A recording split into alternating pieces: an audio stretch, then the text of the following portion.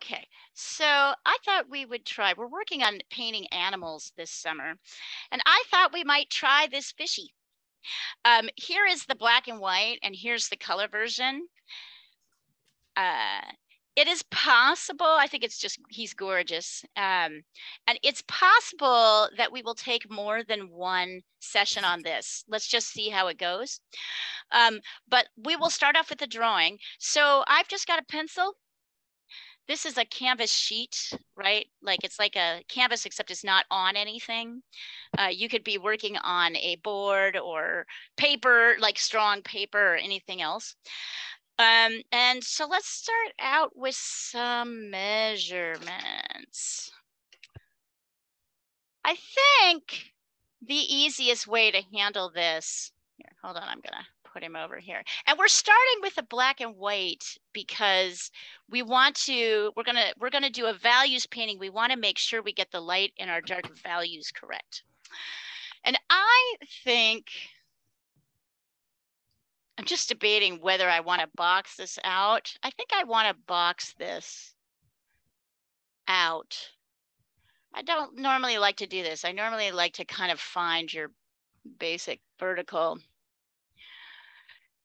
So the first thing to know is that you can make this painting as big or small as you want. This is a fairly big size. I'm going to draw mine much smaller, but you can draw yours bigger. The most important thing is to find proportions. And so I think what I'd like to do is just start by finding where is if I were to draw a line down the middle of the fish, right? Where's the halfway point?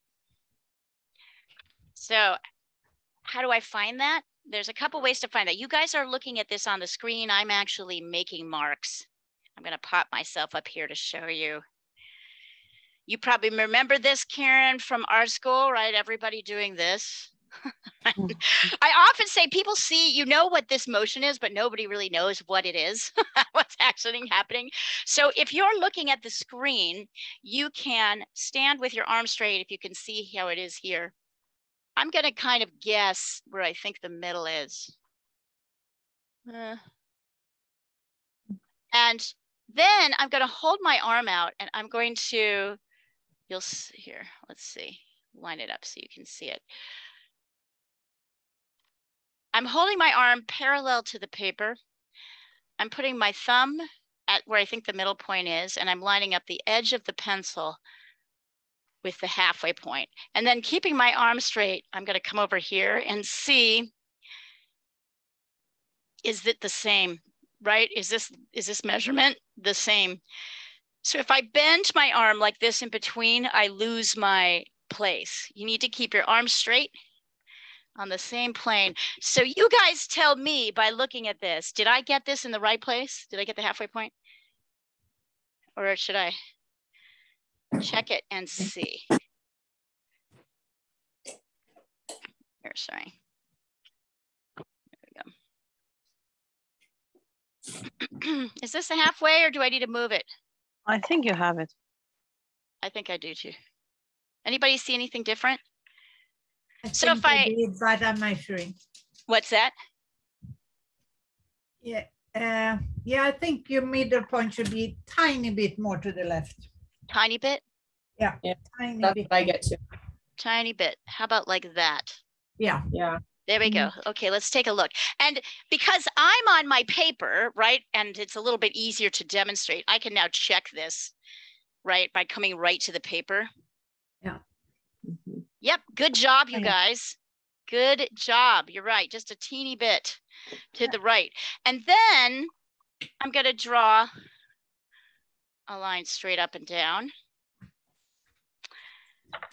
And to determine my width to my height, to compare my height to my vertical, what I want to see is how tall this is versus how wide it is. So now I'm going to check. See, I'm doing it again. I'm measuring it here, and I'm going to compare it to the horizontal. And so what are we seeing? How vertically tall is this in comparison to the width? Can you see? Try it. How tall is the fish compared to the width of the fish? I should not be in this. You should. No, I'll try to. Well, it's half of the fish is Exactly. yeah. Exactly. It's half. You could do it, right? It's half. Can you guys all see that? Half. Yeah. Right? So it's funny. Yesterday in the face drawing class, one of my students said to me, Leah, do you have like, because we're measuring all the time. She's like, do you have all these measurements memorized? And I'm like, no, measurements are different all the time. But what I do like to do is establish one set of lines randomly. I'm going to show you how we do this in a second. And we use this to measure everything else, right? So whatever it is I am measuring, actually, normally I will do a vertical first, but the fishy is so long, I thought we might start with a horizontal this time. So when you come to your paper, let's see here. I'll pop you up here. I'm going to do this. It doesn't matter how long. Here, I'll do this. Where are you here? Here we are. I'm going to do my fish. It does not matter. Excuse me. Early morning. Not enough coffee. Here. Oh, by the way, if you don't have one of these electric erasers, you should get one. They're fantastic. They're like $10 and they solve a lot of ills. Here we go. All right. So you can see here, I've drawn the edge of my paper so that you guys can see it. So it doesn't matter how long my horizontal distance is. I get to decide that. So I'm just going to randomly decide here to here, right? Here to here. It's not the same length as this. It doesn't really matter. But now I'm going to find my halfway point. What does matter is on my proportions. Oh, nope, that's totally not right. So now I'm going to find my halfway point here. I'm checking. See how I'm using my finger the same way I was using my pencil? Right?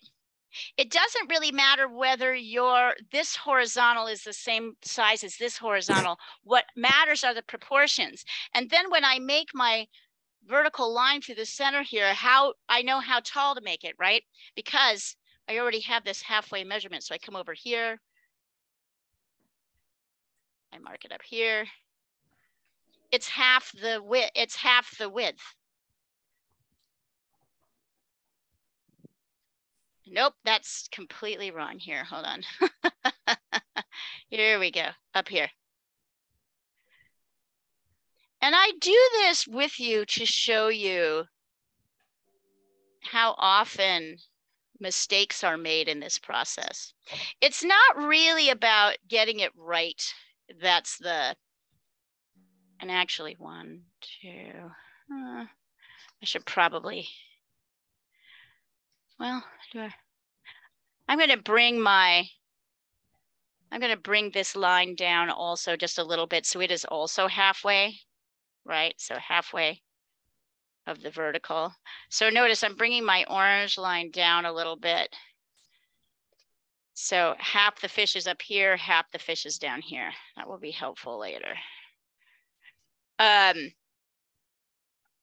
It's all about proportion, right? And it's also not about numbers. I have people who have, when I finally realize what they're doing to measure, they are like holding a ruler up. And I'm breaking up?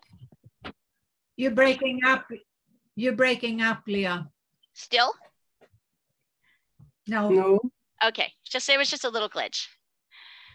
I have a lot of students who do really crazy, wonky things to try and like measure. They try to use numbers, they try to measure, they try to calculate, but really this is a spatial relationship.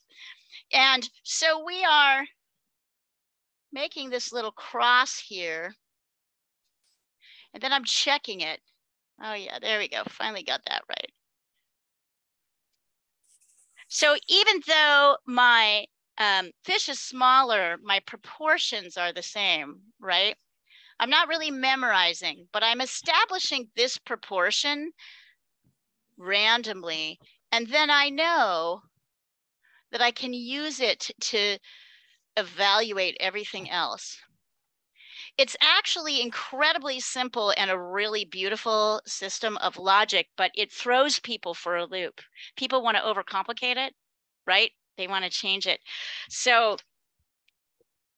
as we're going through and doing this, of course, the next step I'm going to do here is the outside shapes here. Hold on a second. Karen, are you on yet, or are you on the thread yet? Or I would like to know, do I need to? Yes. You are. Okay, great. So I can send this out and you'll see this with everybody else. So then you can see that the next shapes, the next biggest shapes are going to be all outer shapes, no inner shapes. I'm not going to follow this fin all the way in. I'm not going to follow this line under here yet. I'm going to start by doing the biggest shapes, because the other thing, which I don't think is very logical to the mind as a drawer, unless you're taught it, is that it's better to find the bigger outer shapes than it is the inner shapes. And then the third rule I'm going to remind you guys of, and I'm going to demonstrate this really quick, starting from the back, and then I'll get you to do it, is there's a third rule here, which is we're going to be paying a lot of attention to negative space in this step. So what's negative space? Anybody remember? It's not the image, it's what it's in the background in this case. It's in the background. It's the shape, right? Can you see that the shape of the negative space is as important as the shape of this image itself, right? So we're not used to thinking about the negative space as important, but when you're drawing, you need to get it right. So here, I'm going to be focusing on, let's see, getting this shape right. I'm not even looking at the fish right now. I'm looking at, nope, I need to bring it over like that. There we go. I'm looking at creating this shape, right? So that I can kind of shape out. So the other thing that happens in drawing that messes people up is this idea that they look at something once and then they try to remember it, and or you look at something and as you're drawing it, you make it too big. You'll see I did that 2 or 3 times just right now. If you watch me carefully, you'll see I actually messed up the drawing 2 or 3 times. And one of the, yes, I'm just double checking that. So one of the things I learned from that, what we learned from that is that we use the negative, that this shape has to have the size, this spatially has to be correct as well as the tail. Otherwise, things are going to get too big. So let's see here. I'm going to quickly demonstrate this and then I'll have you guys do it and I'll position the fish so you can see it and all of that, I promise. So here, the negative space is more like 1, 2. Yeah, that's about right. I'm trying to make sure I don't get my fin in too much. This is kind of easier. Come down a little bit more. So you see how I'm kind of fiddling back and forth as I'm looking? I'm laying down a line. Sometimes I'm happy with it. Sometimes I'm not. I think this needs to come in a little bit. There we go. And then down here.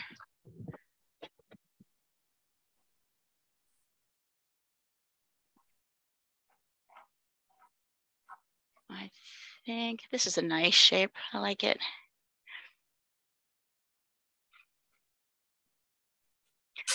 I think the hardest thing as a drawer is thinking about, you have to kind of constantly be thinking about everything. You can't just think about what you're drawing. You have to think about what's next to you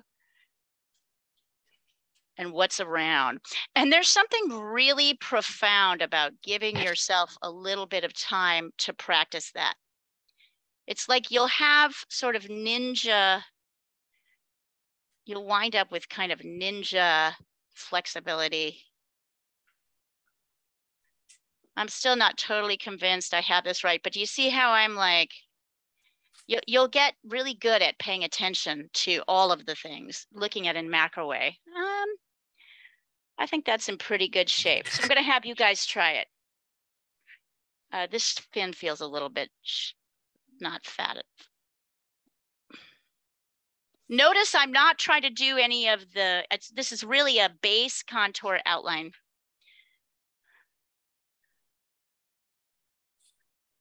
Here, I'm still here. Sorry, let me give you this so you can see it. I'm also going to send a picture across the thread so you have it in front of you if this is hard to look at. But here, we should be able to get this. I have students who like to print this out. Excellent.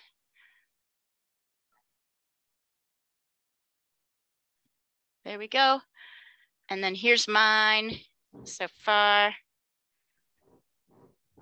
Sorry, I know I'm blocking your way here. I recommend an iPad for the picture. It's so convenient. It's convenient, but it's not great. Why not? Training for okay. looking at things. Okay. Yeah. So one of the things I was going to say is it's great to have, and there are people who do it. You can have this picture in front of you big so you can measure, but there's some value to being able to do this, right? To check this way, because that's how you check things that aren't flat when you're trying to draw them. So it's just kind of up to you. Let's see. I'm going to see where this is. 1, 2. Sunny, stop it. Interesting. All right. So, yep, that's like that.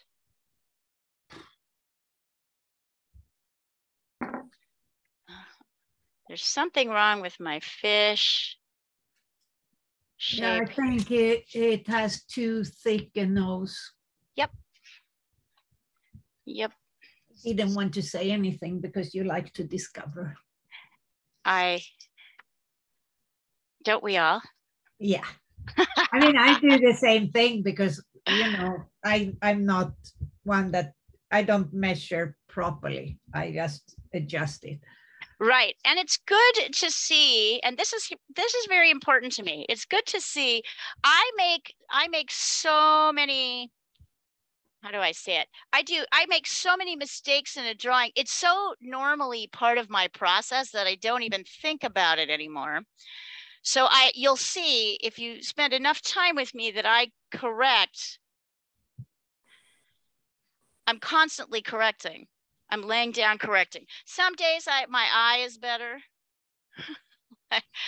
Other days, not so much. So you can see there's a fair amount, once you're doing this, there's this fair amount of like adjusting that's happening. And that is very normal. It doesn't mean you're a bad drawer. It doesn't mean you're not good at this. It actually means you're really good at this. The people who have real problems are the ones who are like, I need to start, you know, like a kid does, I need to start over. Like, so they draw it, they go a certain distance and like, no, I'm going to start over. I'm going to start over. That's like a kind of defeating policy that will make you very frustrated. So it's better to look at the thing and see, okay, yeah, I think this one's a little bit better. Yeah. Oh my God, it looks terrible when I look at it on the camera. I'm just like, oh, Jesus. All right, here's a slightly better version. You'll also notice that better, Diana? Yeah.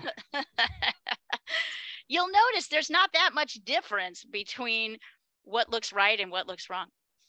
So when you've got what you think is pretty good, or if you're struggling, send it over and I'll help you out.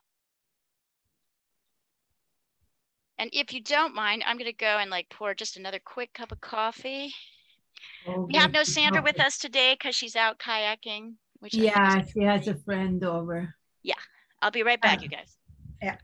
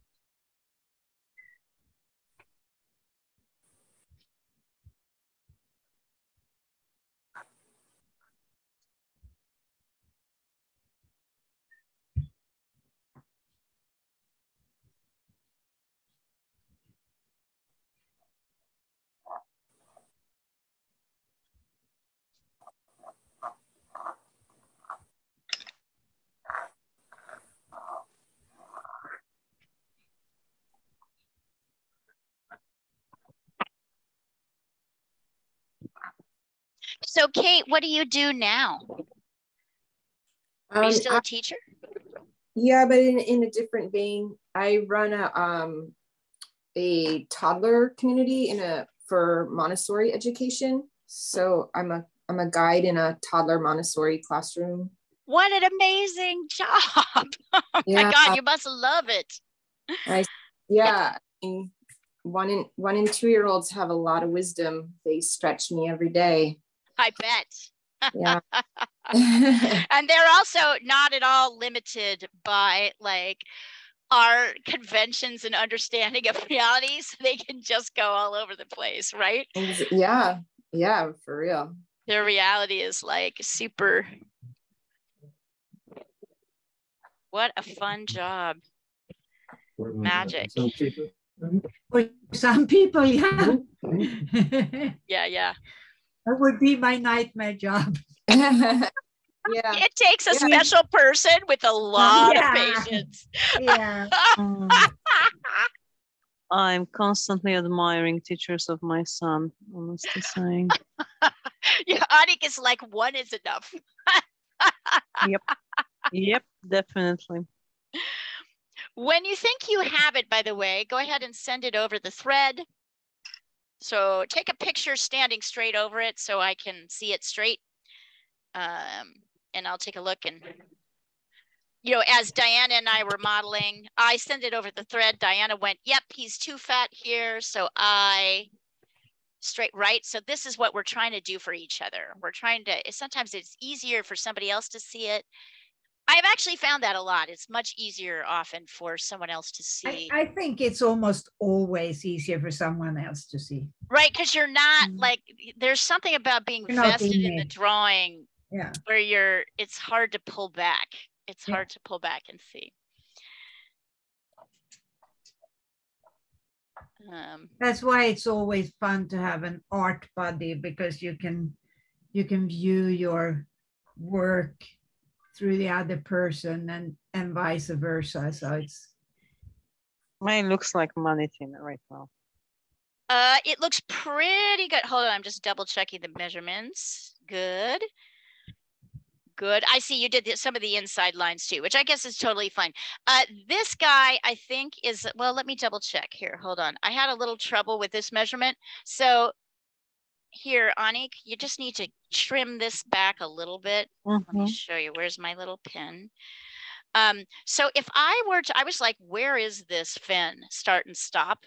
So I drew a little line right from the fish's back up to the top. And then I checked the measurement. It's essentially, so the fin goes less than half. This is halfway, and the fin kind of bends to the left of halfway. That makes sense. Yep. So you can make this little triangle. Yeah, I think it actually, I will do the triangle, because I tried to I located it at half, more or less, of the body, but I think that there's something wrong with how it bends. This here? Yeah, no, the fin, and also, and maybe if I get the fin, also the body will be like kind of, because the body could be nipped in a little bit too. Yeah. I think the body's coming up too high, just like I did it, right? You can see mine up here. You can see my original lines. It's easy to make this too fat. I mean, the other thing you can do is kind of like, okay, how high up is the body? I'm checking to see if there's an obvious measurement. It looks like it's about 1. Oh, I can see the problem. Okay, so 1, 2. I'm checking, is it a third thing? It is.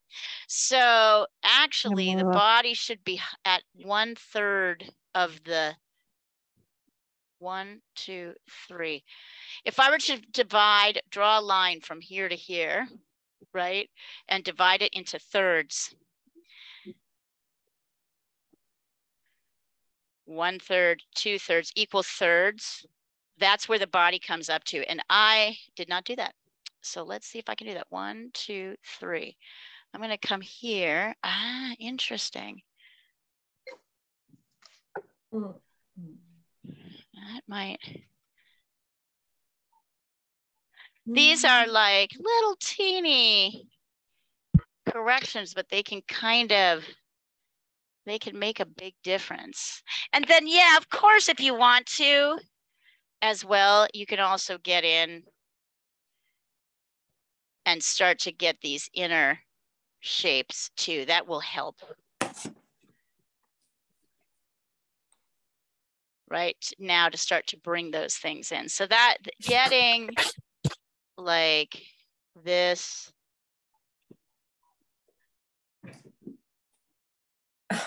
shape like that.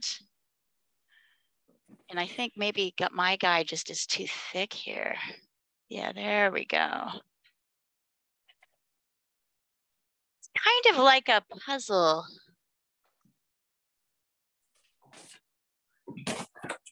And the other thing that happens, right, we see this beautiful plumy fin and we just want to like swoop right in and take it. And sometimes that's not bad, right? Sometimes that's not a terrible thing to do.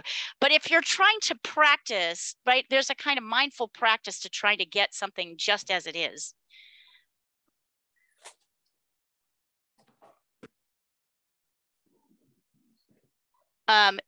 It helps to pay attention to measurements. It's like a good training. You don't always have to do it, but it's helpful in terms of, I don't know, just respecting the source. Hey, excuse me. That's the cat interference. Cat interference? Cat interference. Or cat interference? Cat interference. The cat is doing something that he has to correct. True.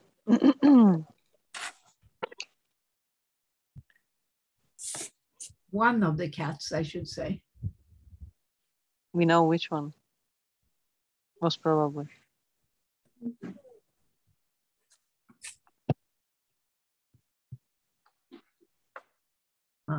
Shit.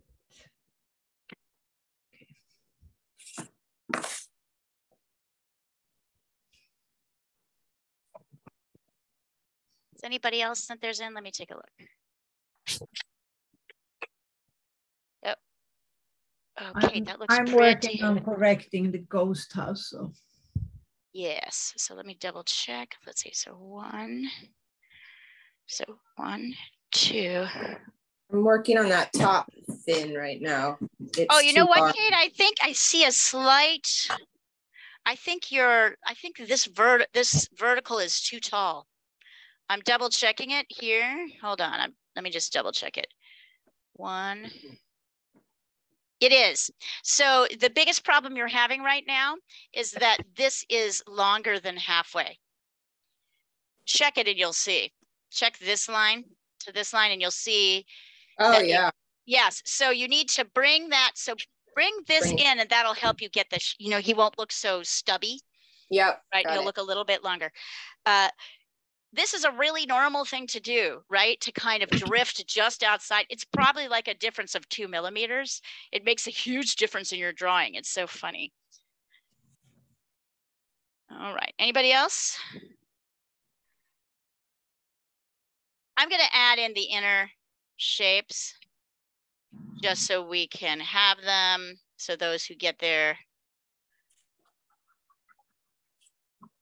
and like this fish has incredibly glorious shapes. That's one of the things that's really fun about it.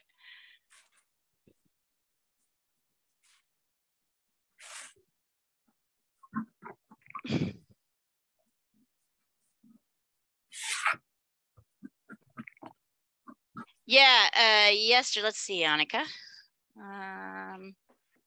Okay, yes, there's something off here too. Hold on. I'm going to double check your width. Okay, so that's correct. Yeah, so Annika, this is such a hard shape to get. As you see, I erased several times. You need to curve. It's a straight line, but it kind of curves down. It goes down a little bit more. Okay. Instead of straight across. Can you see that makes it look more whale-like? Yeah. So really look at this shape. In fact, I'm going to turn this guy upside down. Everybody turn your drawings upside down. It's much easier to check this stuff if you're looking at it upside down. Anybody want to say why? Why is it easier? Because you see the shapes. Yeah, you can see the shapes better. And you're not so, what happens is your left brain is kind of, oh, there's the fin and this is the this, and you have all these concepts in your head about what those should be. And that completely, I need to bring it down. I can immediately see some things I could correct when I brought this down. Also, yeah, that's good. It helps. Right? It helps, yeah. It's just hard. And, you know, I mean, I struggle with it too. So I ain't throwing any shade. No casting shade here. Maybe this comes in a little bit more. There we go. Yep. So this process doesn't mean that you won't adjust. It means that when you do adjust, you're not going to have to start over with your drawing. You're going to have confidence that things are basically in the right places, and then I can fiddle around with the changes. Yeah, so Kate, because I've done this, you can turn your drawing upside down and do the same thing. I don't know if you ever did anything like that in art school. It's a great way of being able, it's almost like stepping back to look at your drawing from afar. I teach kids periodically. I'm currently working with a group of tweens, 11 to 13, but I had this kids class during the pandemic, and my kids were like, the first time I made them draw upside down, they were like, no way. I was like, no, I am not doing that. And then they were like, hey, this is easier. Let's draw upside down. Use that for a minute.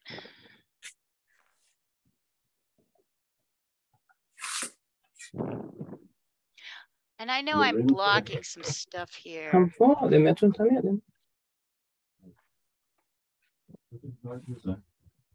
you swearing at him in Swedish? No. I'm just kidding. He was asking where the cat is, and the cat usually is in here waiting for the Zoom meeting. He's like so disappointed when there isn't one. It's like, aren't you gonna get on there and talk to someone? Hey, we're also kind of obsessed with our pets, and we spend a lot of time talking about them. Do you have any? I have a sweet old dog. She's almost 15. She's a 50-pound mutt, basically, but she's been an awesome family dog. Do you have any pictures of her? Of course she does. Yes, I do. I'm not sure where I can access one super quickly. No, you keep doing your drawing. Well, anyway, we all love to see the pictures of the pets. Yeah. In some cases, we actually meet the pets. Oh, fun. Because they like to walk, and if you've got cats, they like to walk in front of things, and right. You know how it goes. All right, when you guys think you've got it, send it over. I'll take another look.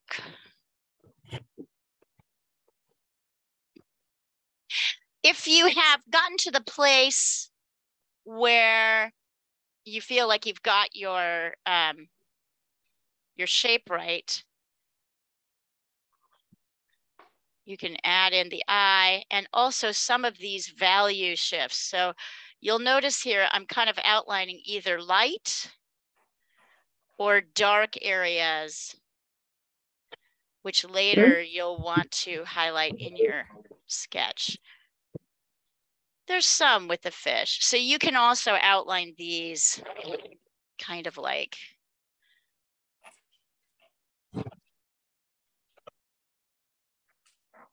this.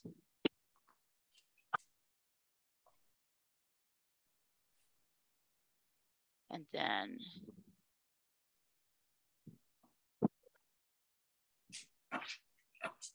let's see. Annika. Oh yeah, much better. Good job. I like your little, I love these little lines here. They show, you know, they show process, right? They're like this little line at the top. That looks great. That looks totally great. You got it. I'm looking at it upside down just to make sure. Yeah. Yep. Looks good to me. Bri, you can bring this down a little bit further. Okay. That fin is goes a little bit further down, but not too much. It's kind of one of the flowy fins, but it's on the other side, so it has the movement of it is a little bit more steep. Other than that, that looks perfect. Good job.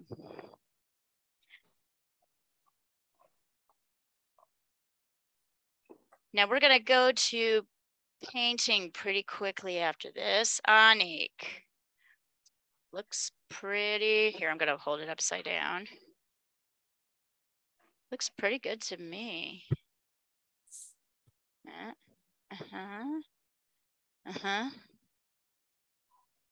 Thank you. Yeah. Yeah, looks good. Go ahead and outline like I'm doing here, these light and dark shapes here, right? You can put those in as well. Just notice we're really blocking them in. There's no finesse here right now. We're mostly just kind of getting in our sort of major lights and darks. I'm just blocking them in so I know where they are, right? There's a lot of subtlety. This will all be conveyed in the brushwork. But right now we just want to see the transitions so that we're aware of them.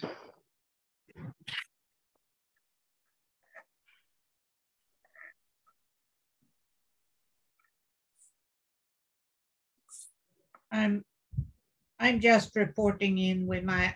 Yes, please. I'm still adjusting. So let's see. I'm at the same stage as you. I'm just blocking in. But blocking I did it with color. Oh, it's already looking very nice though.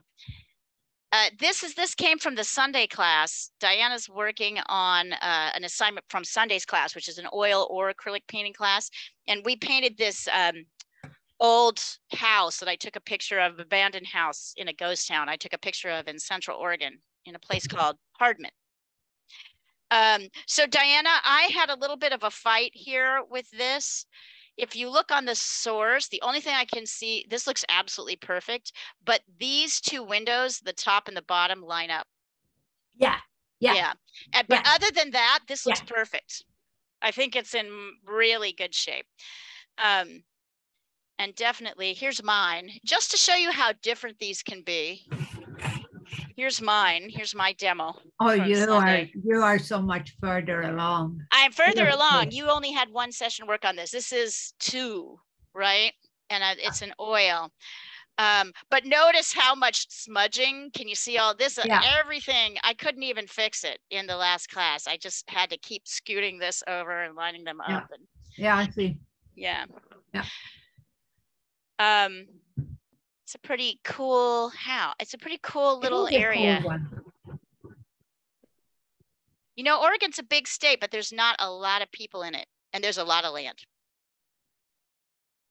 So it's an interesting place that way. Yeah, no, I like it. I think I've centered my house a little bit too much, but that's okay. Yeah, I get your point, but you can do things. Maybe we can bring up some grasses into the house a little bit that will balance that out a little bit. Yeah. I will do that when I get. I've been looking at a lot of Andrew Wyeth paintings, just to look at, because he does those grass fields so well.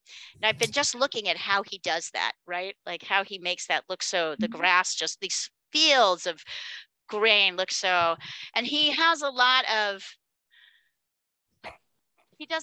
that sort of little touch up white areas in different, white pieces in different directions. I think we can do something kind of similar like that for you to make that, and it'll be fun. It's not exactly what's happening, but I think it'll really suit the painting. Yeah.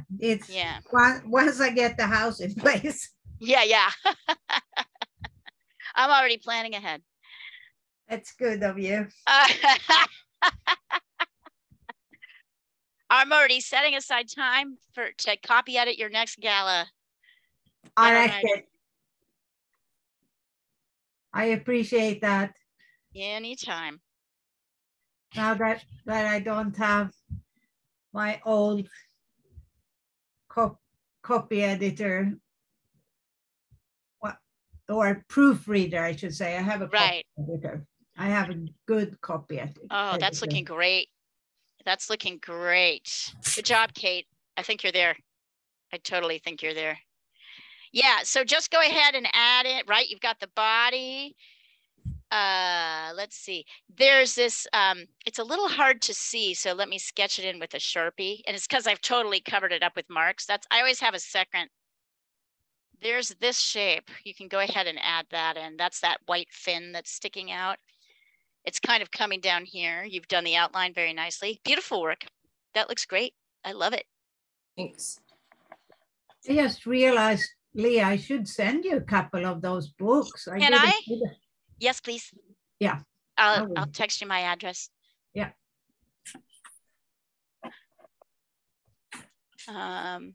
Excellent. Are you preferring to work upside down, or are you? I can put you guys right back up if you want to. I think everybody's kind of got the shape right. So here, I'll flip you right back up again to do your final little squeeges on here. And then we get to decide on the base painting, what colors the base painting will be. And also I'm kind of thinking about a grisaille, a black and white values painting. Could be nice, but I'll take, honestly, you guys can pick whatever. The next step in this process is we are going to block in the lights and darks using one color, or maybe one color plus white to mix it in to make it lighter or darker. And it can be any color. And I will demonstrate it too, so you can see what I'm talking about. And then we will lay the other colors on top of it. We'll lay the actual colors of the fish, these ones, on top. So I'll explain more about that as we go along. When I see everybody's fishies are done, we'll get going. So I don't know, Annika, having done this before, what are you guys feeling in terms of underpainting? Prussian blue. Ha! Always you with your cool Prussian blue. Okay, do it in Prussian blue, which is almost like a black and white, right? Mm-hmm. Maybe I'll. And why Prussian blue? I know why, but explain it. I'm thinking. I was thinking because the fish is like red and yellow, goldeny, so yeah. Orangey. So I was thinking like opposite would be the blue simply, or violet. Yes, exactly. It will go to the yellow more. So I just thought Prussian, and I'm just really curious how it's gonna be looking. Me too. I love that. Layer.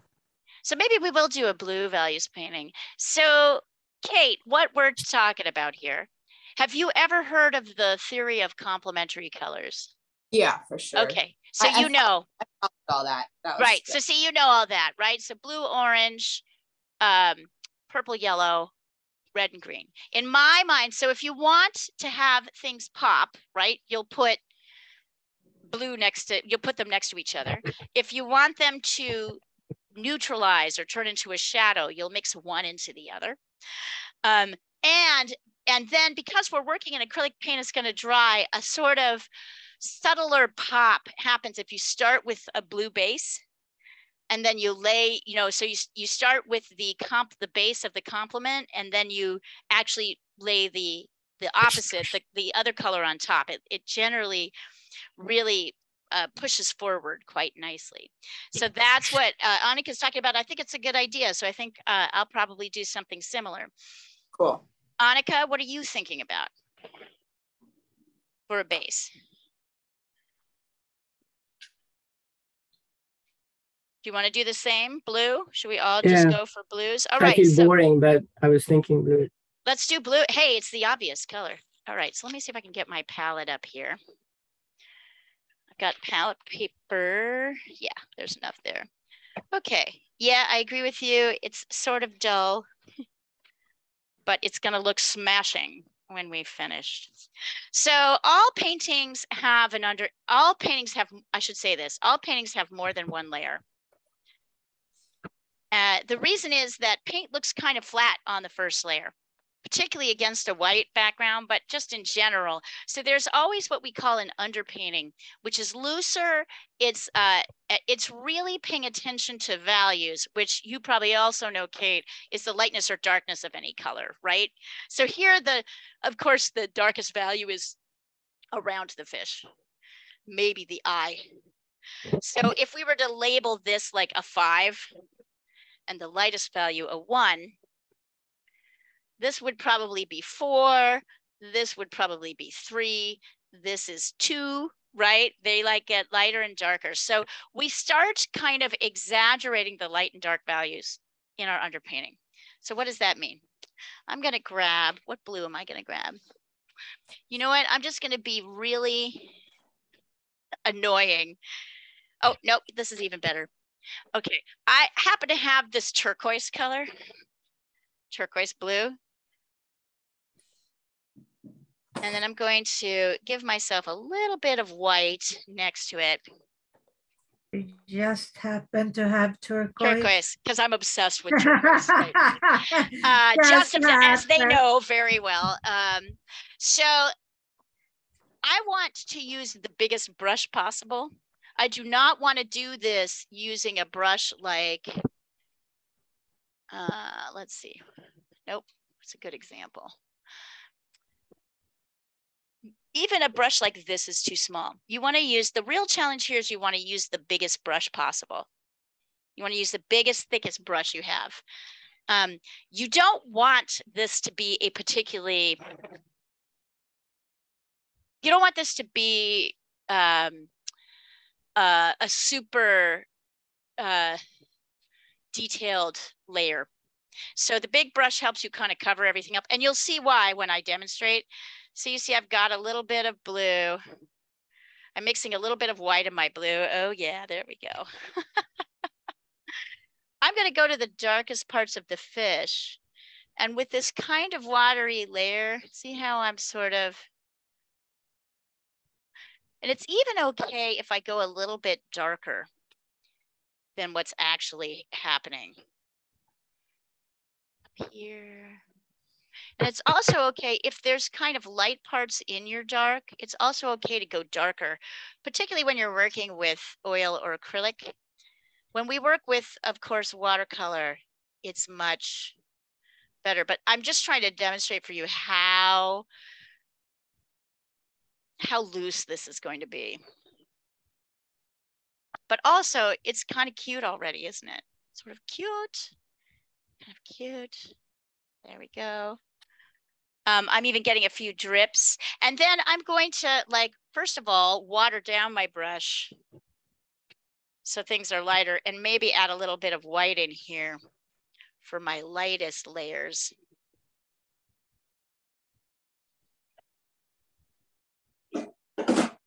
So it's light up here, it's light down here. It's like super light here.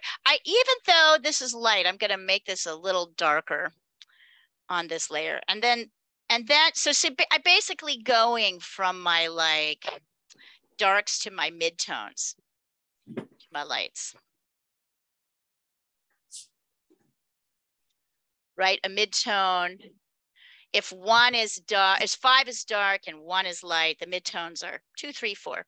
They're a little bit more difficult to see, so you tend to add them in last.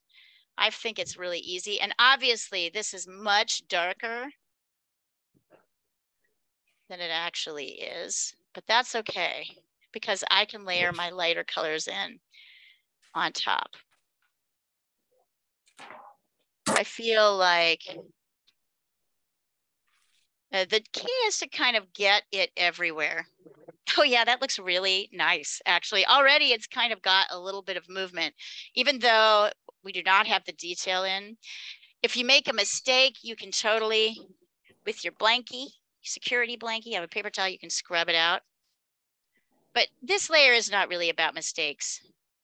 And then I'm going to take this super dark and go over the background. There we go, fishy. So see, my brush strokes are a little bit awkward. This is really one of my favorite parts of painting. I mean, I love a lot of parts of painting. This one is really neat because I feel so free, right? Also, notice as I lay in this dark layer, it might kind of interact with a little bit of the fin, the lighter color. That's totally okay, because actually what's happening here is there's a lot of transparency of these fish layers, and so that little soft, that's not a bad thing to have happen. We're going to try to do that more intentionally later.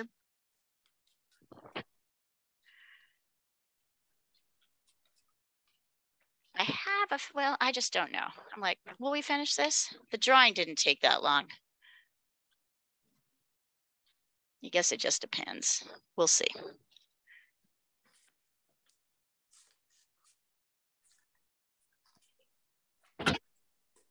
And I'm so sorry, there's no class tomorrow.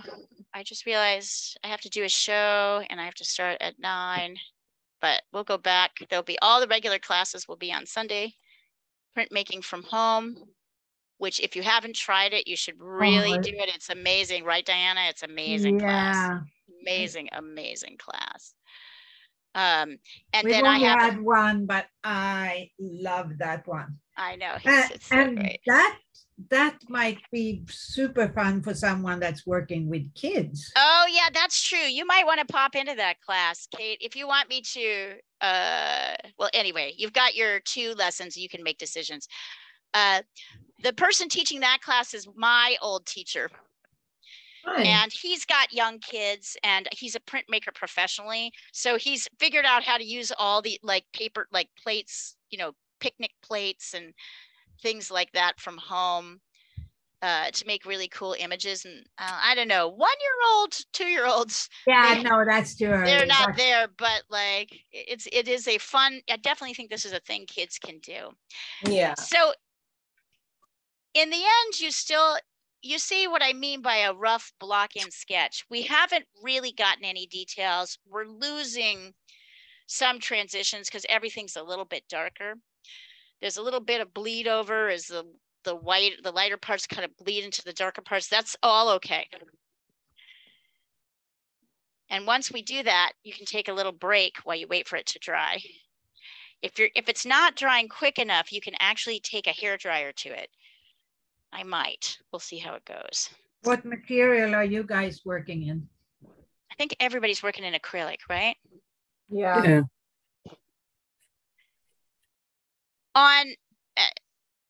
Kate, the other thing about these classes is that people can pretty much use anything they want, but I will demo in a different material each day, just depending on what we're doing. So the Sunday class, I demo in oil, but a lot of the same techniques in oil are used in acrylic. So if you're if you want to come to that class, you can use acrylic if you want. But I try to have a point at every time during the week when I'm doing something different, just so there are differences, as you know. Yeah, cool. Where did you get your degree, your MFA? Maryland Institute College of Art. It's in Baltimore, and it's the oldest accredited art college in our country. That's amazing. Yeah. What were your favorite classes? Well, I was pretty into I ended up being pretty interested in sculpture, and at the time I was there, the sculpture department was really super macho and of course was not a good fit for me. And so I ended up finding my way to the fiber arts department, where the people running that department were very, very open-minded about how sculpture made their way into all sorts of uses with processes and materials that they were teaching. So that worked out really well for me. And if you notice today, the most exciting contemporary American work is definitely fiber art. That's where it's all happening. Some of the top artists in the country are using that for their medium. And you get to see a lot more alternative voices, because you're right, it hasn't been so white male dominated, right? Exactly. Like, it hasn't been so dominated. If you think about, I just went and saw the Faith Ringgold exhibit in New York at the new museum, and she has influenced everyone. Yeah. Like, everything was done on quilts, and she had stories so screened on quilts, and it's so wild and so free and so free ranging and stunning. Like, yeah. So this is it. That's good for you.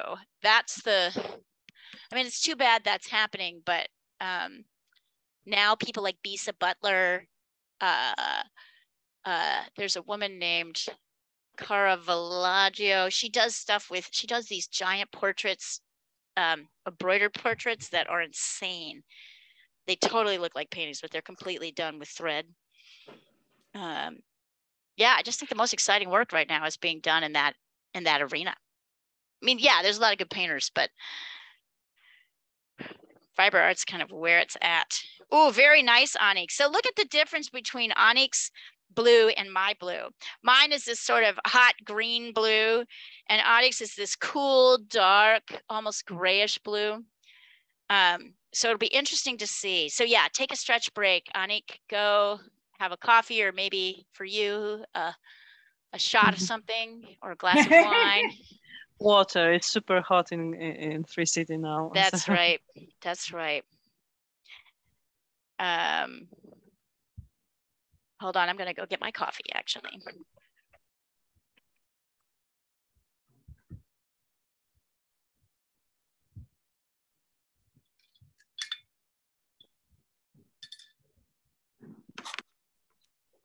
Yeah, Tosh Ween came to visit me recently. Tosh Ween is a really regular student who's actually my TA. And she's in Brooklyn, which is 3 hours later. And she said, coming over here and being on this side of the screen while I was teaching at this time, at my time, which is like 8 in the morning, actually, most of us are actually on the early morning side of things.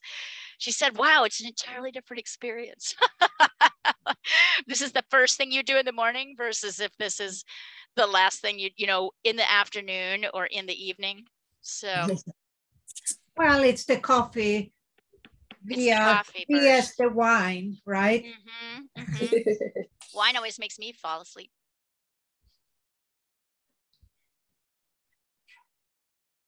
I often do like a wine spritzer when we have evening classes. Yeah, me too. I guess it just depends. And lately I've been actually painting. I'm normally a morning painter, but lately I paint more at night. I guess because it's so warm. It stays light so late. I just feel like being in the studio, and there's a lot to do during the day. So I feel like sometimes I often don't get to painting until evening. Last night I painted from like 5:30 till about 11, and it really felt nice. That's not normally my way. But also, I mean, you teach in the morning, so it's not exactly your painting time. Right. Oh yeah. I mean, yes, particularly my gallerist feels that way. She's like, get your paintings done, Leah. Get them done. Finish. Be a good little soldier. Yeah, so I have to do it, but I've been kind of surprised at how much I like the evening hours for painting in the summer. It's also light later. Mm-hmm. Also, this is when Mabel tends to swing by, the stray cat. Aww. So she'll come and stay with me in the studio if the other cats aren't around. So I make sure she gets some food and she gets a little rest. Yeah, I'm just getting back into it after all the... Yes, after all the hubbub of your gala.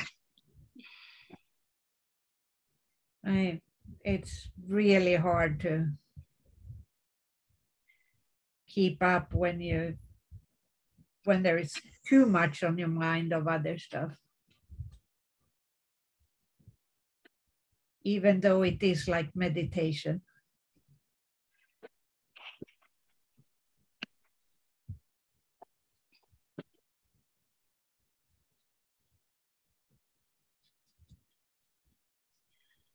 Well, you know what they say, like meditation is actually a lot of work. Yeah. It's a sort of practice. It's not simple. It's not just, oh, let's just simply clear our mind and relax. That's impossible. It's an almost impossible task. So it's hard work to get there and stay there.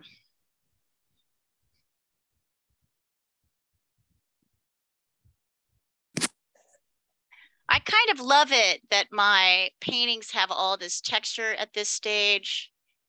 I have a couple more minutes and then then I'll be able to demonstrate the next phase. In this next phase, your painting should be dry. So you don't want any wet bits. So let it take the time it needs to dry. If you want to, you can even kind of pop it outside if you think that might like help it dry faster. Probably in LA, probably in Southern California, things are drying a lot faster than they are where Kate and I are, and maybe also in Poland right now, it's hotter. So, I mean, it's hot here, but it's not still kind of. It's not fiery hot. It's not fiery, exactly.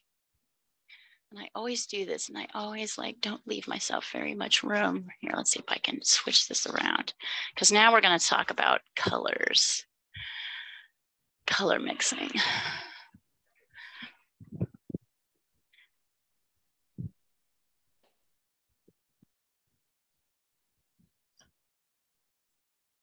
Oof.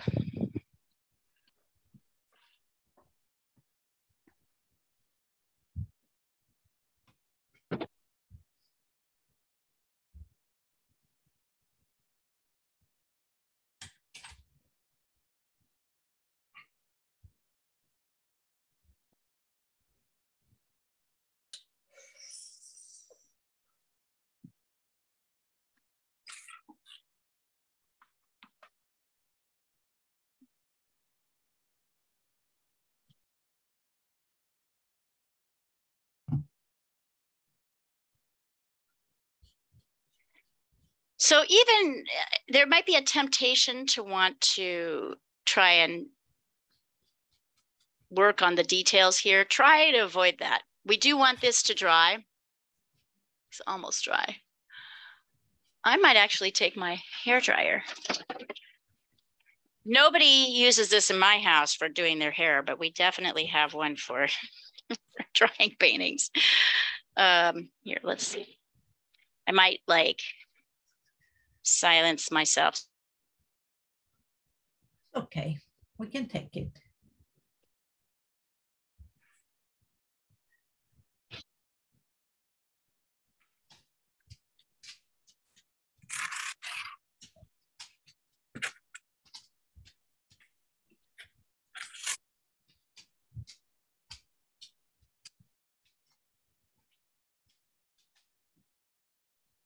Okay, you said you could take it. Here we go. Sorry.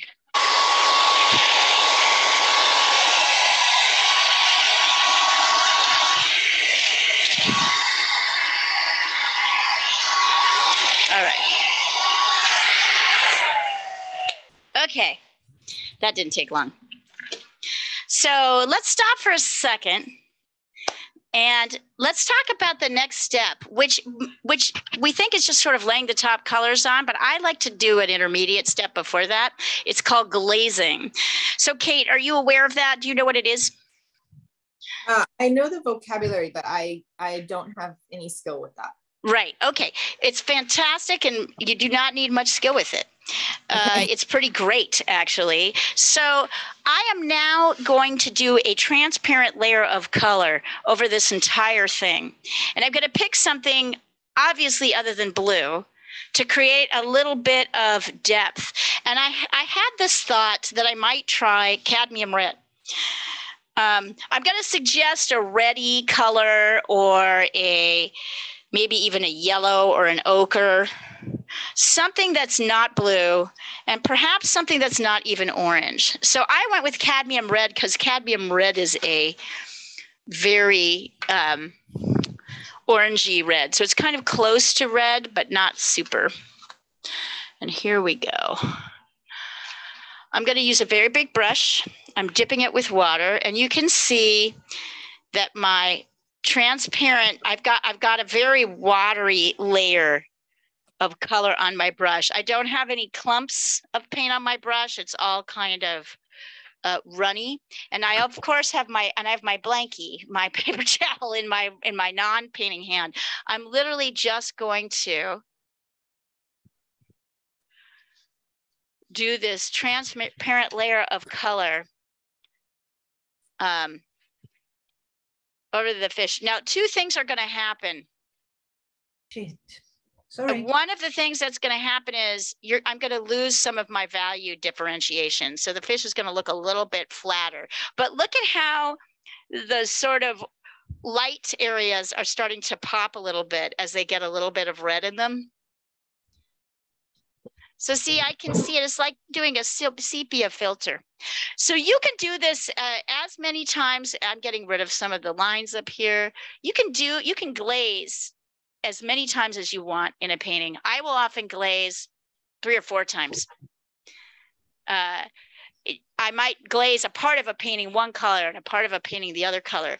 What it does is it kind of adds a little bit of depth and also unifies everything else that you've got going on.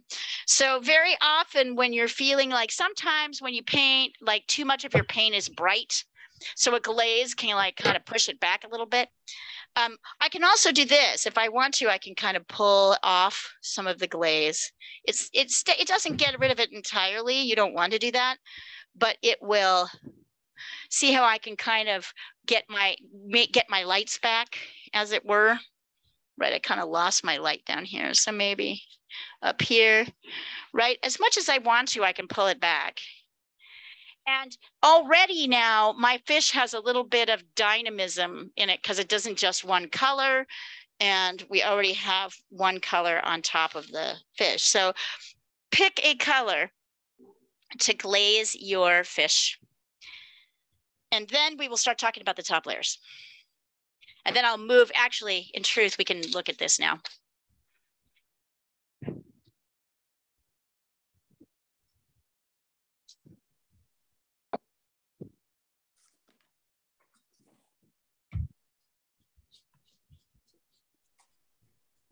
And you guys know to tell me if I'm telling you something that's obvious, or or I'm being too pedantic. You tell me.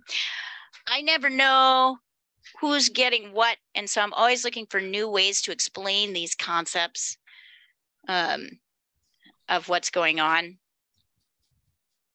I'm gonna go get a little bit more coffee, and I'll be ready.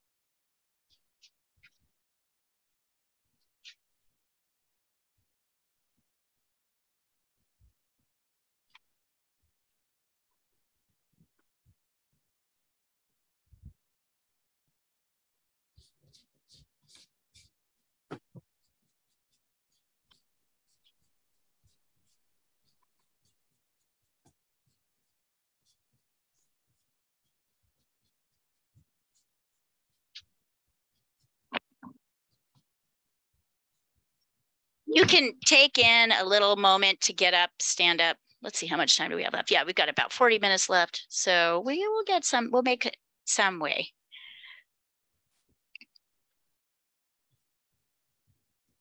Be right back.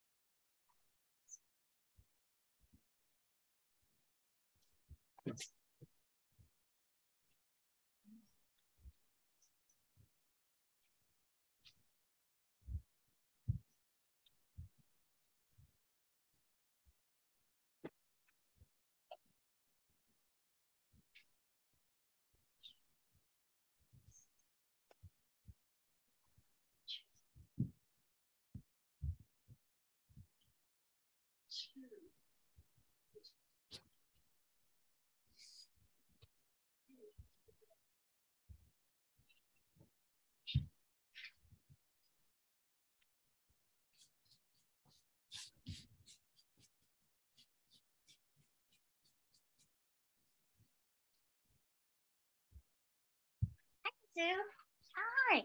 Hi, hello, Hermes. All right. How are they looking? I should send a picture across of mine.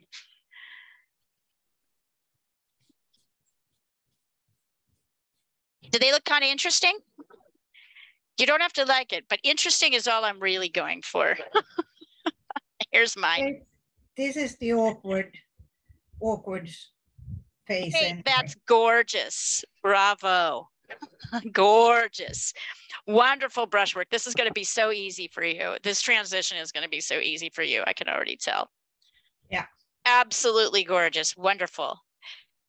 And isn't it nice that yours, even though we're using the same process, yours looks different than mine. Onyx looks different than both of ours. Everybody's looks different. I'm not trying to get you to paint like me. That is not my job. I view my job as showing you how technique so that you can figure out how to paint like you. And I love it. It's really gorgeous. Absolutely beautiful. Did you use ultramarine blue? It looks like it.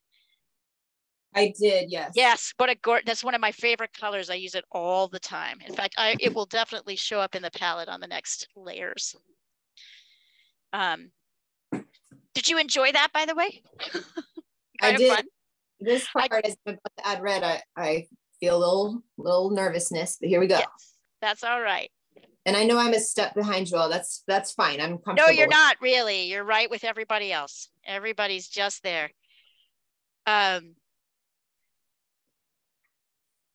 Annika, very nice. Very nice. So this stage, it's still supposed to be a little bit awkward looking, right? Because we haven't like really added detail. The next phase is where we really get in some gorgeous detail. So let me see, what am I going to put on my palette? I've got a little cadmium red here. I'm going to mix my orange from cadmium red and cadmium yellow medium. I'm using the cadmiums because it's a very bright orange. It's kind of, they're very orangey, like they're kind of warm colors, as opposed to like a lemon yellow or a alizarin crimson. I mean, we know we mix red and yellow to make orange, but to make the best orange, I think the cadmiums work very well. I'm going to add, let's see, I have turquoise on here already. We've got yellow. Let's get some ultramarine blue. That's going to be good for shadows. Let's get, I don't actually have any viridian green at the moment, but I do have phthalo green. So either viridian or phthalo green, some kind of, it's going to be helpful. And then some white. I think that's it. I don't think we're going to need any more. Oh yeah, a little burnt umber. Yeah, I was going to say you need right, burnt to amber. Mix with... You need burnt amber more than you need the green. Yeah, but there's a little bit of green here, down here. And I was just looking at these colors and thinking they won't mix it very nicely. Yeah, a little bit of burnt umber. Burnt umber is actually huge.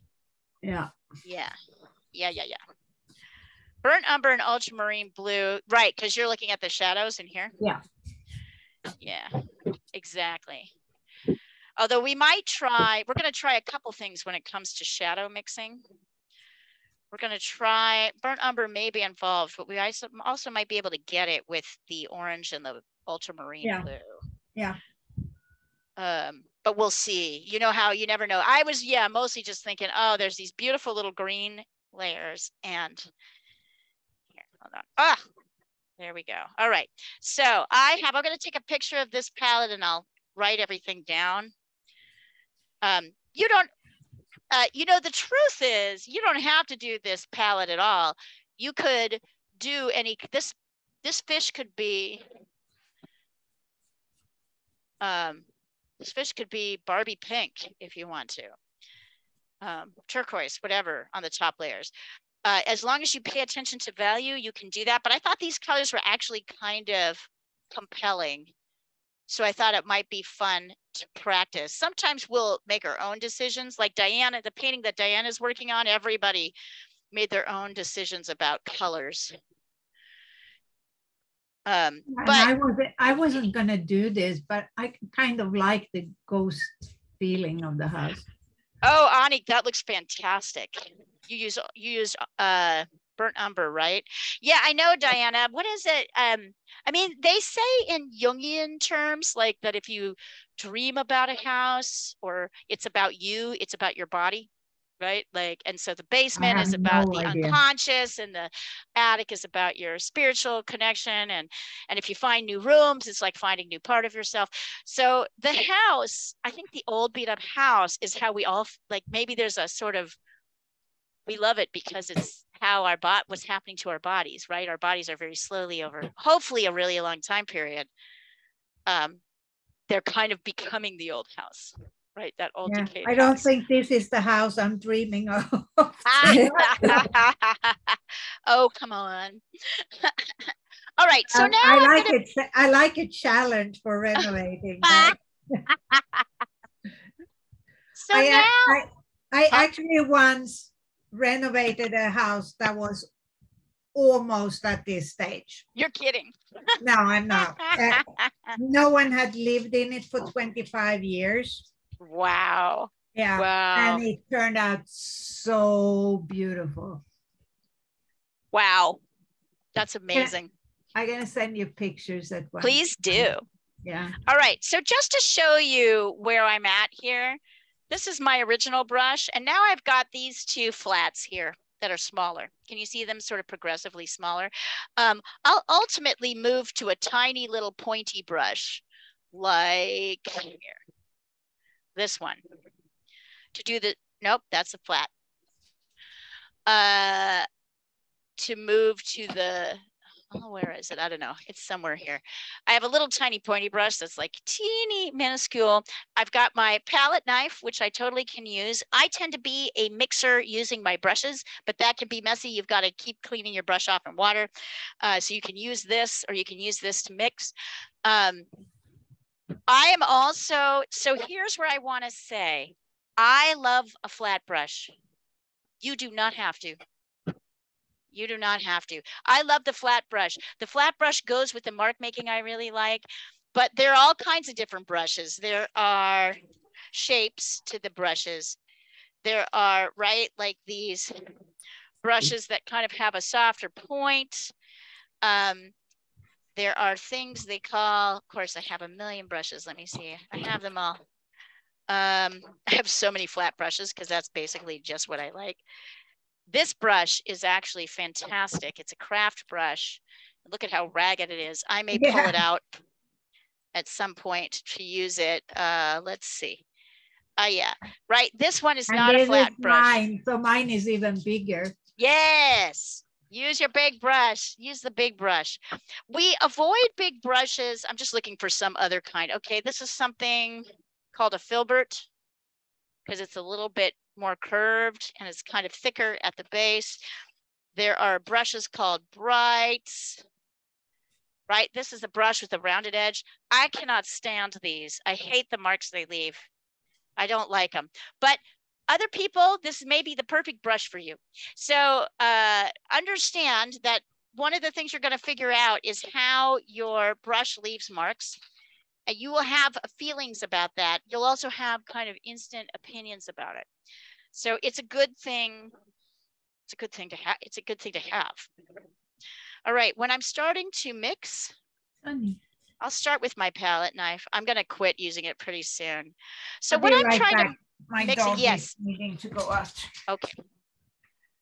I notice I'm not grabbing half and half here. I'm grabbing just a tiny bit of red to mix in my yellow to make an orange. And if I want to make it slightly darker, I pull in little bits of red, but I don't like pull half a chunk of red and half a chunk of yellow. The red will overwhelm the yellow. So in the lighter areas, right, these up here, these oranges, and add more yellow to your orange, right? So maybe, and if I'm trying to make this lighter, I can't keep adding yellow to this mix. It won't happen. I need to actually bring yellow down and then bring a teeny little bit of this mix in, right? So if I'm working, and particularly if I want to keep things warm and I want to lighten my orange, I'm going to add yellow to it. I'm not going to add, oh, I don't even have white here. I'm going to need white, but I don't even have it on my canvas yet. Get a little bit of white here too. I'll put the white over here.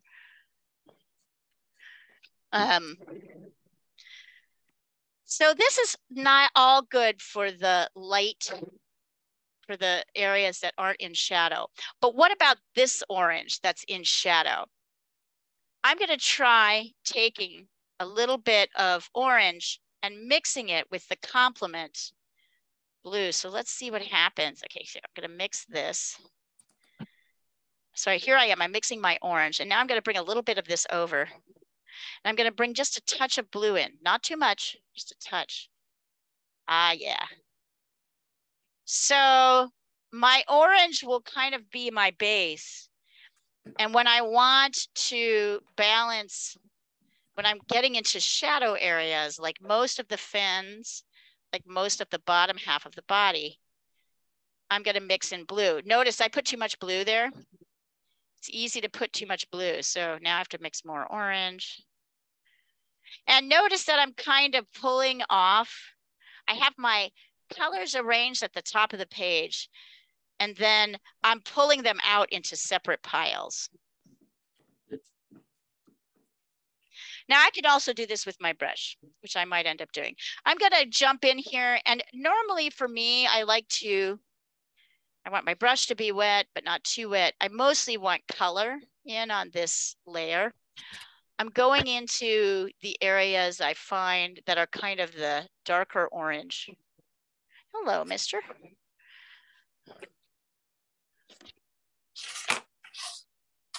Now look at how nice that orange, even just setting that orange in on my fishy. Look at how nice that looks. See how all of a sudden, like how much more rich that orange looks than if I say, lay this orange straight on white. Here, I'll do that on the edge here and show you.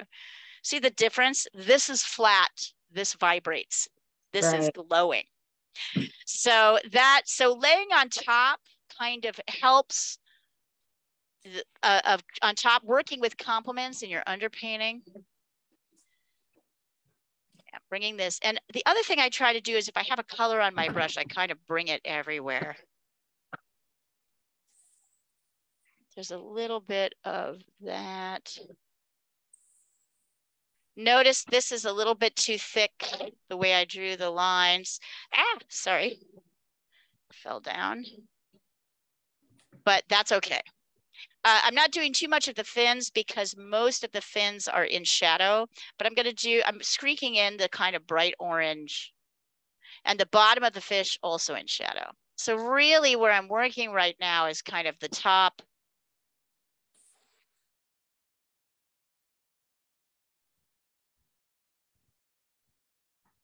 Here's these kind of darker, oh, that's really more shadow. This top is really Oh, and there's this really cute, this is kind of this light. It's very light, so I'm adding in. Notice now I'm doing sort of more mixing. I'm going to ultimately add a little bit of white to this, but not quite yet.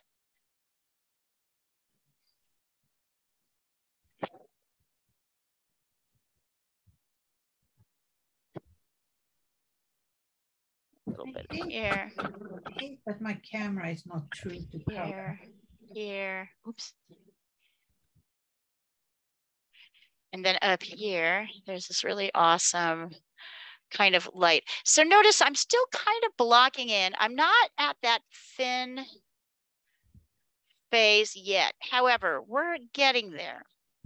So one of the things that I want to review with you guys now, there's two types of brush edges between light, medium, and dark areas. Does anybody remember what they are? What are the two types of brush edges?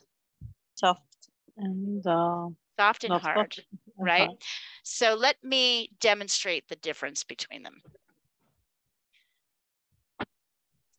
A hard edge, there are going to be two types of edges. So for example, where the water meets this edge of this fish, that's a hard edge. There's no blending between them. So, you know, my goal, here I'm going to mix a little dark so I can get it. I'm mixing my dark from ultramarine blue and black, right? So when I work my edge, I'm going to the lightest area or where there's a change in contour value. And if I want to, I can also do this. I can kind of pull away to create this very hard edge. However, most of the fish is a soft edge. So a soft edge looks like this. I'm going to demonstrate it. So a soft edge, edges are always where lighter areas meet darker areas. So let's make it really obvious here. Here is a hard edge. That's blue and let's say red. This is a hard edge, right? Soft edge, I starts like a hard edge. And then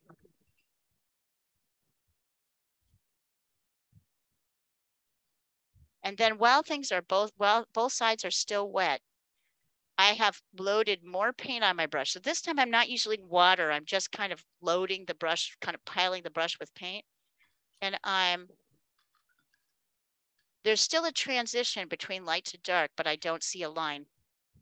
So see how I'm kind of almost tapping. And then sometimes, like just what just happened here, the line moves. So I have to clean my brush up, load more white paint, lighter paint. And usually it's a lighter to darker transition. So can you see how I'm like kind of swirling and tapping, barely touching? Look at the difference between these two edges. They convey very different things. So the fins, instead of trying to draw every scale, right? You're going to look at the areas where light meets dark, like here, right? And I'm going to, or even, let's see, I'm going to bring this in here. So let's do this. Actually, I could use a little bit of dark shadow color here. So let's put this here. And then I'm going to blend my lighter color kind of in round.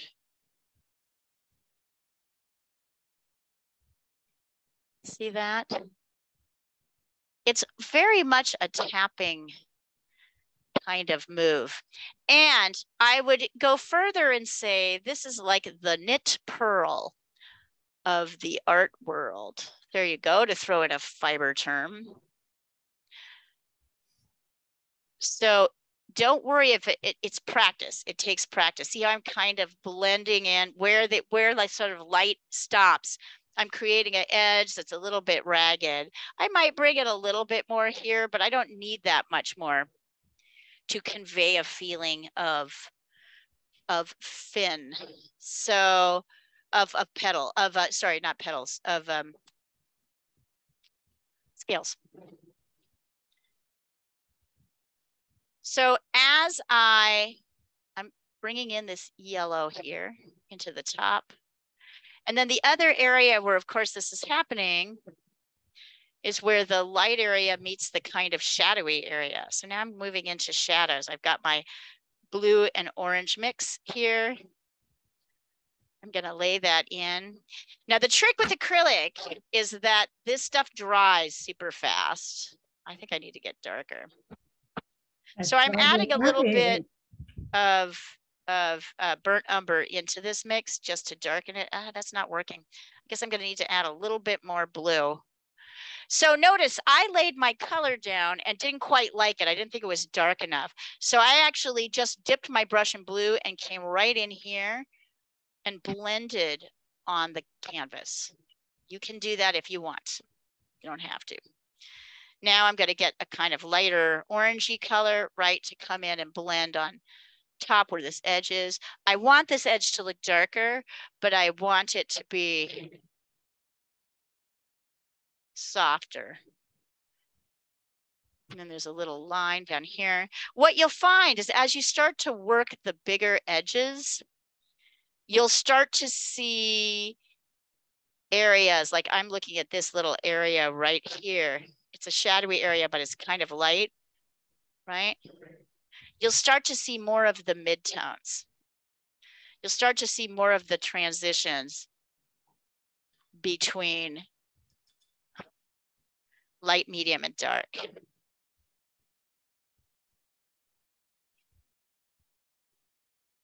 So try it. See how it goes. I can see I'm kind of losing some of my bright orange up here, so I'm going to put it back in right here. Maybe I need a little bit of blue dark in here. Yeah, there we go. Right. Notice I haven't done the eye yet. I'm not there yet. So that's the fish body, right? And then, well, we'll get to the, I think we should do kind of varying shadowy, mid-tone shadowy oranges and blues here. So I'm layering in a kind of dark orangey color, which I'm then going to put lights on top of, and I'll show you how to handle the fins later. But start by kind of working on the body, getting your oranges in.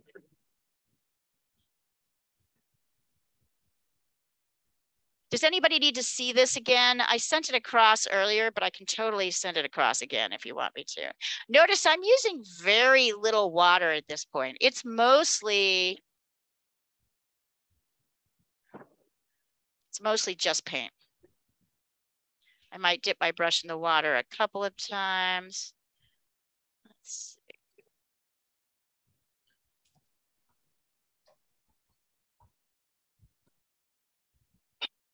Over here, I see that part of my fin is kind of orangey and part of my fin is kind of blue because of the background.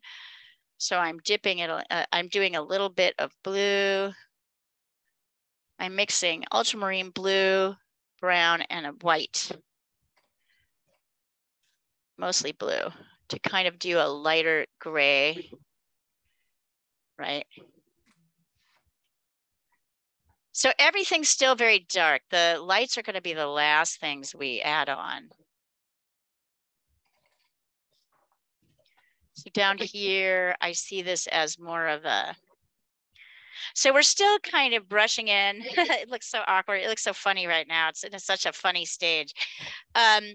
You want to try not to hate your paintings at this stage. Nobody teaches themselves to paint like this. You really do need to learn. There's no definitely some people have a propensity for the brush. I'm not saying that. Some people have a natural gift with the brush. Nobody learns how to layer a painting on their own. It's so counterintuitive to all the things we think about when we do that. So there'll be these phases where you'll be like, oh, my painting is so ugly, right? Looks ridiculous.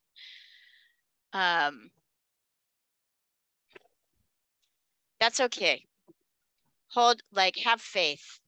The painting has to go through, because we're layering the way we do, the painting goes from bigger, blockier shapes to much lighter shapes, and there's a lot more dark than you think there should be in a painting. And anyways, there's just a lot more up here. There's a little bit more light, so I'm kind of sketching that in. But really, not even that much. Anyway, there's this phase where the painting looks kind of terrible. We're in it now. Don't hate your painting. It's exactly where it needs to be, is my point.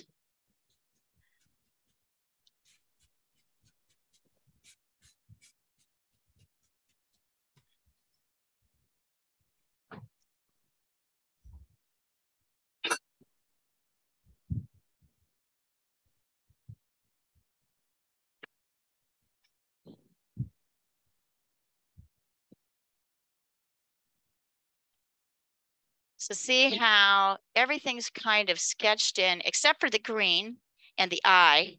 So I'm going to take a little bit of phthalo green. I'm going to mix a touch of red in with it. We always mix in a little bit of red in our green when we're looking, and then yellow to lighten it, to create that kind of nice bright. Ooh, I really like how that looks. Right, that nice bright yellow. We always add a little bit of green. Oh yeah, see, look at how nice that looks. We always add a little bit of red to our green to make it look more natural. There are no natural colors, green colors in tubes. And if you're one of those people that's like, no, sap green, right? Sap green is not a natural color. All greens need to be mixed. If you're trying to do natural things, natural colored things, trees, fish underbellies, what have you.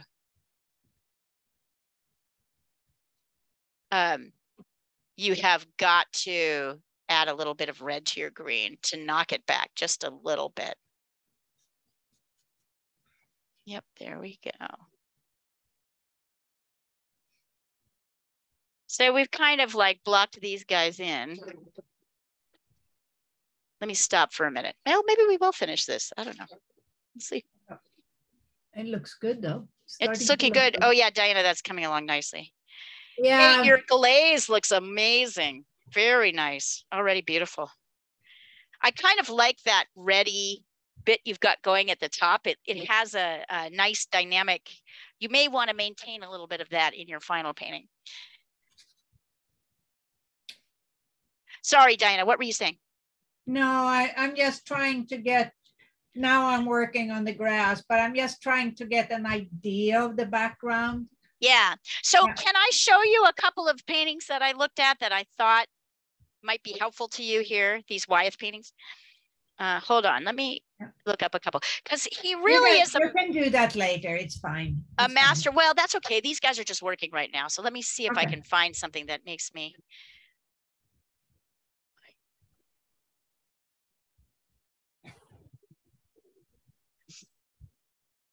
So, right, Wyeth did things like, right, this one. Yeah. Right, which are, right, we all know this one. It's very famous. Mm-hmm. So if you look closely, there were a couple. No, that's not what I want. Andrew Wyeth. I just wanted some color in it. That's why I put the pink. Hold on, let me take a look. Horizon, but you know. Let me see. I haven't actually looked at it really. I was thinking about your grasses. Oh, that's nice. I still think everything's a little too. I can hold it up. So you see yeah. No, I'm looking at it right now. I still think your blue should be even lighter. Yeah, maybe. Right, and grayer maybe. And grayer. So you might want to mix a little bit of orange in your blue, or you might try burnt sienna and blue and ultramarine, and add white to it. But I'm really thinking about your grasses, because I kind of like the value of your grasses, but I'm thinking if we could do a little bit of detail work on the grasses in front. I'm doing that right now. I like it. Boy, that's looking good, Diana. It's looking so great. It's got so much atmosphere. It's really looking neat. I'm actually trying to do a little bit of detail on the grass in a couple of places. Right. Yeah. So you guys, we have about 15 minutes left. So we're probably not going to get much further than this. We will continue. So I don't want you to rush, I guess is my point. Go as far as you want to, but I believe we should spend another, the detail work we should probably do next week, but we'll see. You send your stuff over to me, and if you think we're ready to push on in the next 10 minutes, I'll do it. But this is really kind of how a block-in looks. Oh, Hermes, Jesus, what is, I'm sorry, my cat's misbehaving. He's got a job too.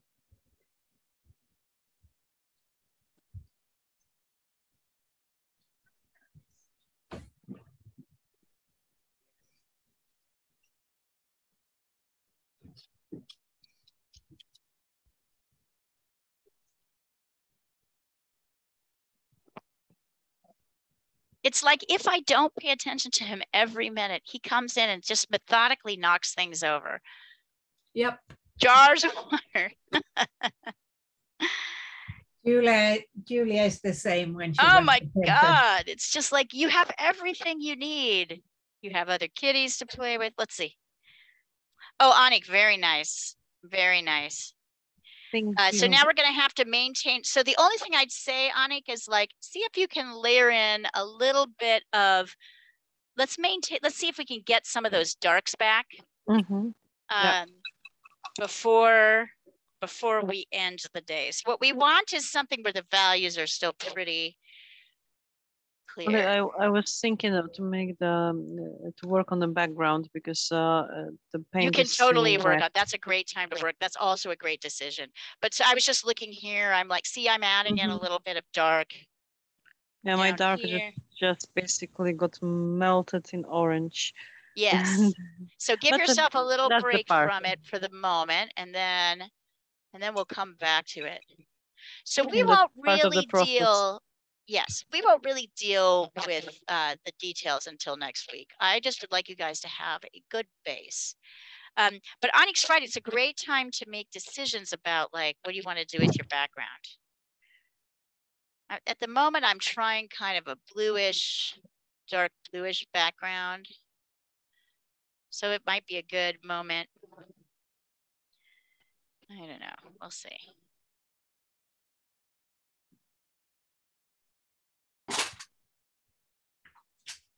I suppose if we had another half hour, we could probably push through this one, but I'm just not in that mood of pushing right now. I'd like us to, yeah, the darker, look at how as I get darker here, how much that fish starts to gleam forward. So here it's still pretty flat, but when I add, I'm doing ultramarine blue and brown. You could do it. There's a bunch of things you could do. You don't have to do that. That creates a kind of black. That's really, I find really beautiful. See how this is really, yes, maybe the best thing we can all do. Let's see. Let me know if you want me to turn off my sound. It's my dog is making noises to get attention. Is she using her little squeaky toy? No, she found a plastic bottle. That's even better. Cannot even hear it. So we're just like, look at the difference, you guys. Look at the difference just in pushing the value contrast here, the next layer, how much that fish is like glowing. Look at how flat it is here. So I haven't even gone into any detail in the fish, but working around the edge. So this might be the good last step. I'm making this dark with a mix of ultramarine blue and burnt umber, which is my favorite dark mix. Kind of like, I don't actually own any, what do you call it? Black. I mix it. So this is a kind of blue black. I like to mix my black. So nothing is like purely black. It's kind of all got shakes. And this is one of my favorite blue blacks. As a nature, I think it's a very beautiful natural color. Yeah. I think the best thing we can do, it'll still look blocky. We're going to deal with the edges, with the fins, with the face. Let's deal with that on the next next week, and let's kind of, like I said, if we spent another half hour, we could probably push through this, but why? Why rush? And notice I'm still doing kind of hard edges around the fish.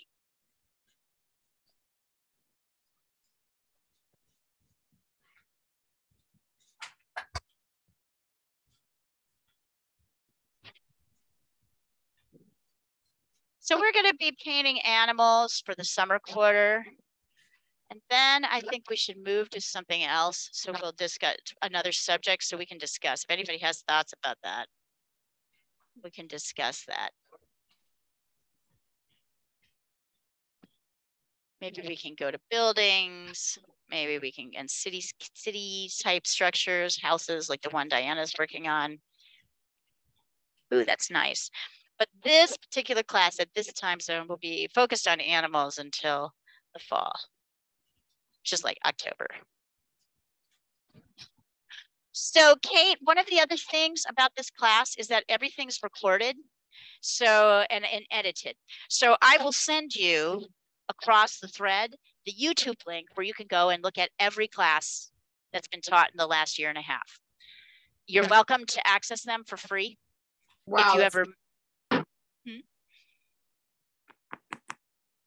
If you ever miss a class, you can go to it, right? You can go access it. And you're welcome. Those are free. You can share that. That's an absolutely free resource for anybody who wants it. That's lovely. Yeah. Yeah. So I'll make sure that gets sent across so you can see it.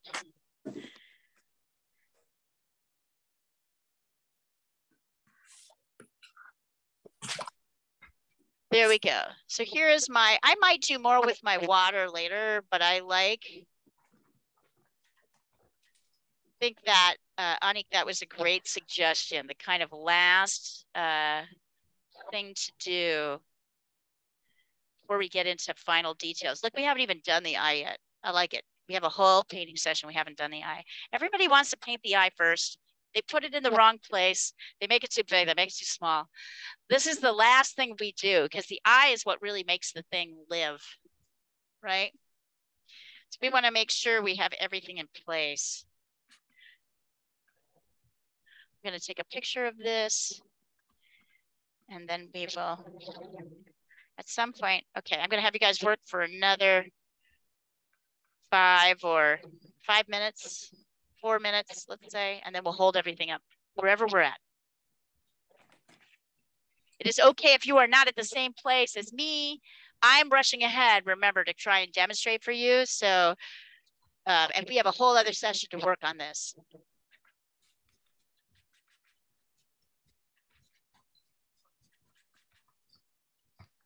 So the Sunday classes are going on as usual, right? Absolutely. Yep. Yeah. Absolutely.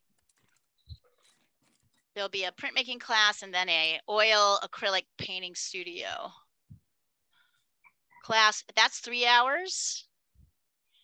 It's the only 3-hour class. So it's really nice because that's one where you can either follow along with the project that we're working on, or you can work on your own project and I'll just help you along the way. Usually the advice, I usually do these projects because I think they help explain things more than to like just help people with painting along the way. But for people like, say, Diana, she always has projects in mind. She doesn't need to follow these projects along. These projects are kind of designed to skill build. 2 more minutes, then we're going to stop.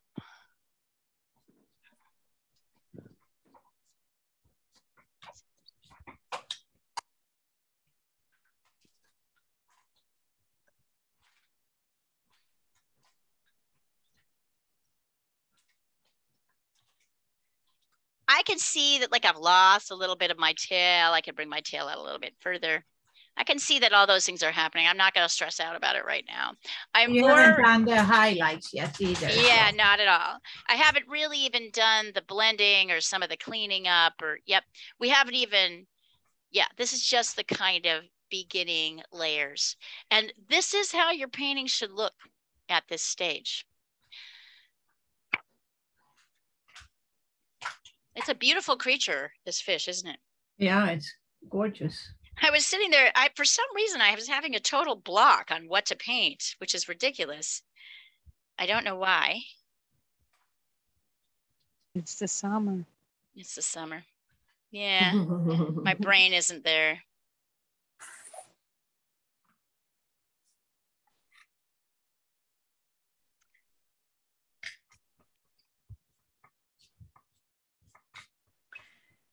Oh.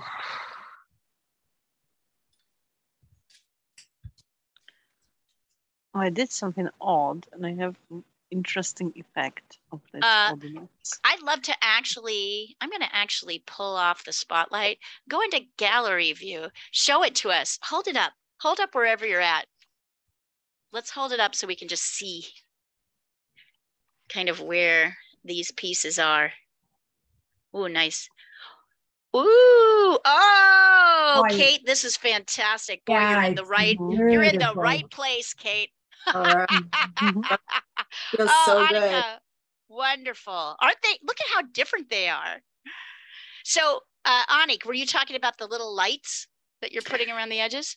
I actually did something like wet on wet. I don't know if it's correct how I did it, because I put first a background that was turquoise, and then I ran it over with ultramarine blue and mixed with Prussian blue. And it gave this kind of, you know, shiny smudges, shininess, and it's wonderful. Like, I think I like it. Wonderful. These are really great. Kate, I'm really glad you're here. You should be painting. That is really, hold that up again. I just show everybody. I want you guys look at this. It's beautiful. It's absolutely stunning. It's even right now at this phase, it's absolutely stunning. So you're obviously a natural at this. So we will continue on with this next week. If we finish, I will have another project that we can start. So I'm not worried about that. But we'll finish this next week. I think this was great. Here, I'm going to stop the recording.